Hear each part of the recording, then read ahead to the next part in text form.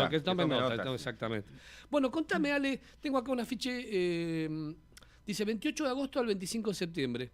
Memorias de la dictadura, represión en la cultura, canciones prohibidas. Centro Cultural Municipal, Archivo Municipal de la Memoria, Museo del Arte y Memoria, Archivo Municipal de la Memoria, Centro Cultural de Necochea, Yo no canto por cantar, Mercedes Sosa. Y bueno, supongo que es una charla o una muestra. Sí, ¿Qué es? A ver, ¿qué es esto? A ver, ¿qué es? ¿Cómo lo puedo calificar? A ver, ¿cómo una es? muestra de las muchas elaboradas por el Museo de Arte y Memoria, que depende de la Comisión Provincial por la Memoria de la Provincia de Buenos El Aires. amigo Ibáñez está por ahí, ¿no?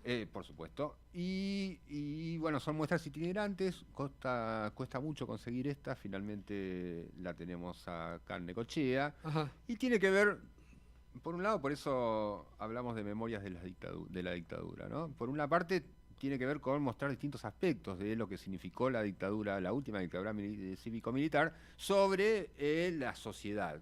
Generalmente se hace hincapié en la parte más dramática y en la que continúa vigente, que tiene que ver con el destino de los detenidos desaparecidos. Bien. Y sobre todo trabajamos nosotros con ese mismo aspecto respecto a Necochea. Pero la dictadura no fue solamente eso, sino que en ese plano organizado que se despliega con mucho poder sobre el conjunto de la sociedad, también otro aspecto era la represión en la cultura, o más bien Prohibiciones. Claro, las prohibiciones y esta cuestión de uniformización, digamos, ¿no? Que el control completo sobre lo que un ciudadano puede Recibir. saber Y conocer. Escuchar. e incluso disfrutar, ¿no? Incluso avanza hacia el control del disfrute. Porque en definitiva, una música, película, arte, un libro, la música, Bien. tiene que ver con espacios del disfrute que pueden ser tanto comunitarios, pero también son individuales. Uno lee el libro solo y Bien. lo disfruta, Bien. pero la represión, el control, abarcaba también las distintas expresiones culturales. Por una parte, hacia aquellas que tenían algún contenido de carácter social.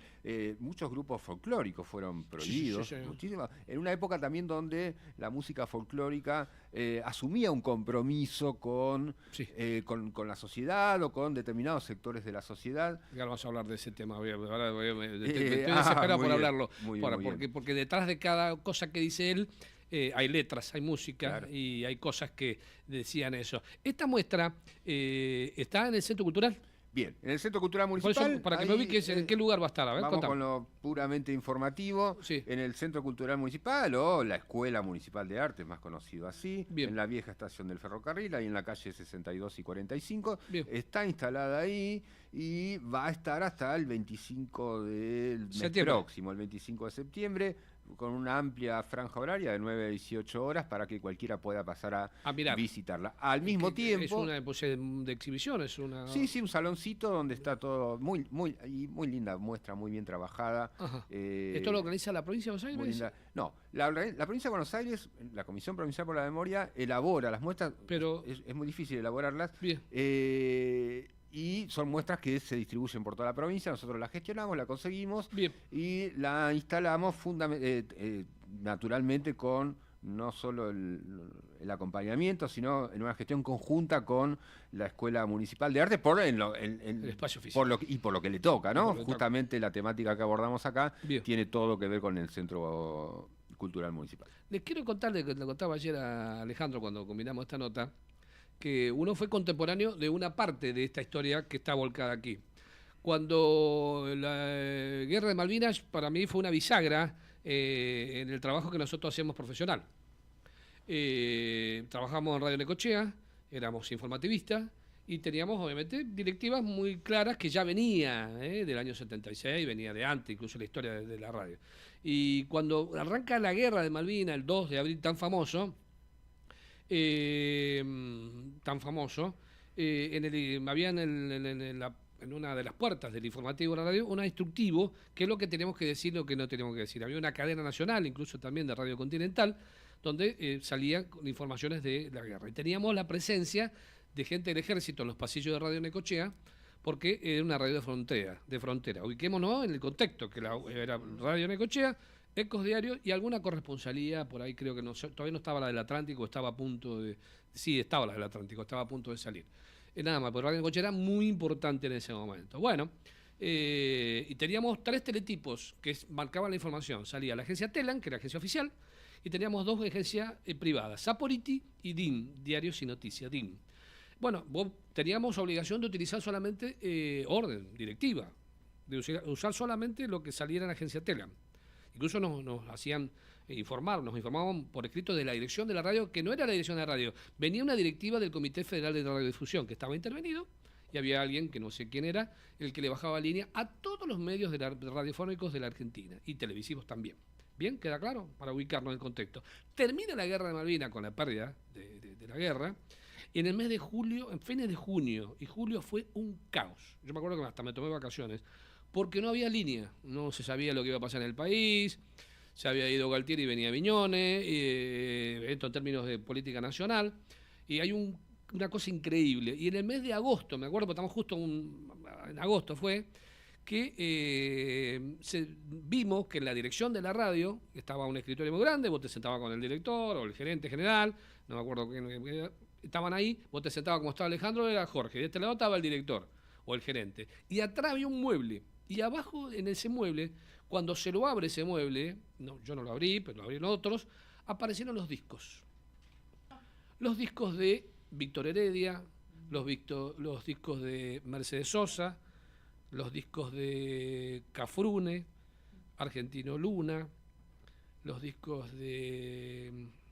¿Qué más? De Piero, me acuerdo, estaban los que me gustaban a mí y los que tanto folclore por ahí no me interesaban, algunos tangos, y empezaron a aparecer discos que no estaban en la discoteca, la radio, que era una cosa maravillosa, discoteca de radio una cosa bárbara, no sé si existirá, y apareció todo eso que estaba guardado, por orden de la superioridad, vendría a ser en este caso.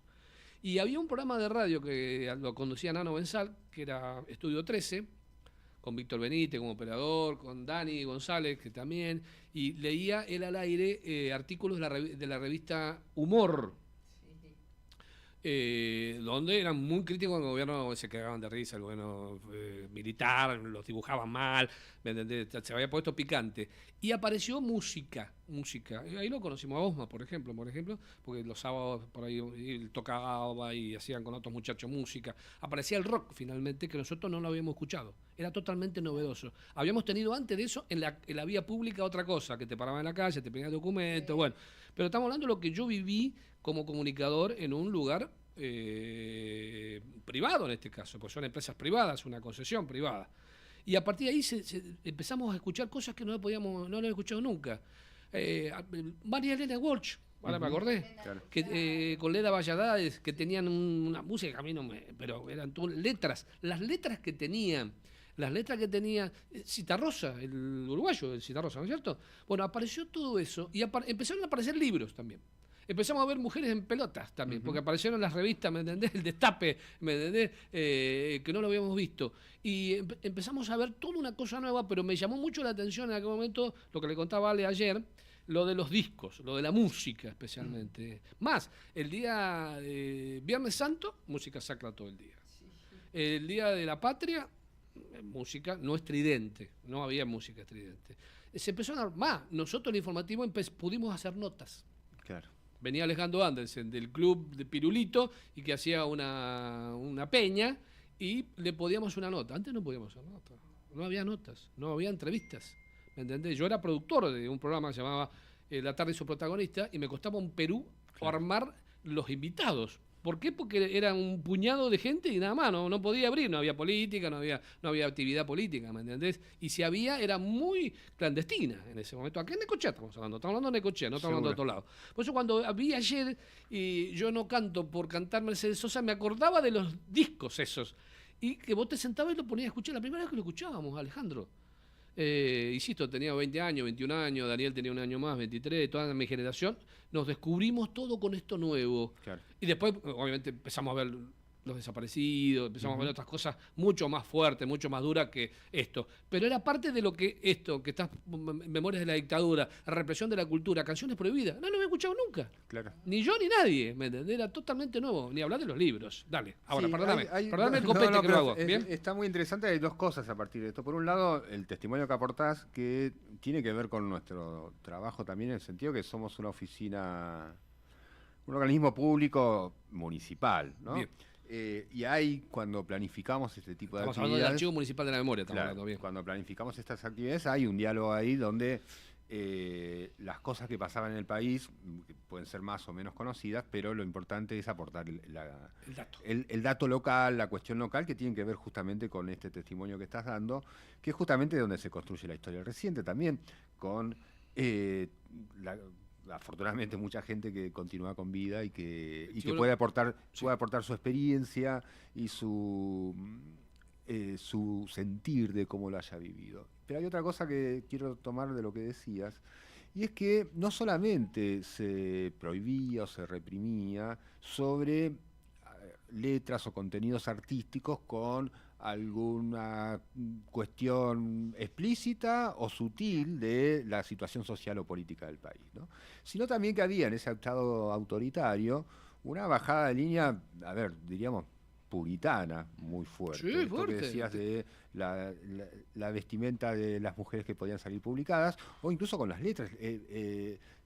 Canciones, una canción prohibida porque el título de la canción era Me quiero divorciar, y cosas por el estilo. Cuando ¿no? el Tenía que divorcio ver, no estaba todavía no aprobado en solo no Argentina. era legal, pero bueno, Pero vamos, existía. hombre, no podemos hablar de eso, ¿acaso? Bueno, conozco gente que se divorciaba en Necochea y era tanta la vergüenza que se iba a vivir a otro lado. Esto tengo testimonio de dos Claro. o tres personas, que la verdad sé su nombre, ¿no? Que era tanta la vergüenza de la mujer o del hombre que se iba a vivir porque el barrio era una cultura y una forma de ver la vida tan distinta a lo que hoy tenemos una libertad. Por ahí no del todo como me gustaría a mí, ¿me entendés? Por ahí nos pasamos largo por ahí en algunas cosas, pero esas cosas contrastan con esta realidad que tenemos Sí, ahora. de todas formas es importante, y que tiene que ver con esto de memorias de la dictadura, de un Estado autoritario, De poder... una sociedad también. Claro. Porque es seguro fácil que sí. decir, ellos fueron los responsables. No, yo me sentaba a escribir y tenía que tener cuidado.